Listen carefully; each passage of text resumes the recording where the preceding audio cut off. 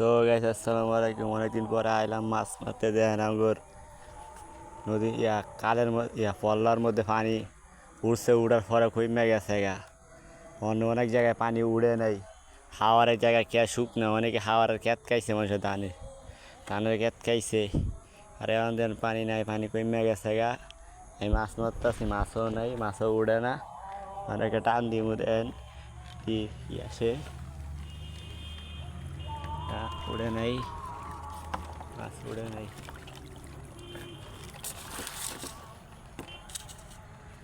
সেই সঙ্গে একটা মাছ ছিলাম বড় পুড়ি 1 কেজি ওজনের, 1 কেজি ওজনের পুড়ি মাছ ছিলাম ওই সঙ্গে। এটা আগে আবার ফালাইছি। হ্যাঁ, পলার মধ্যে পানি নাই। হ্যাঁ, পলার মধ্যে পানি থাকলে মাছ আইলে হইলে, পানি নাই, মাছ নাই।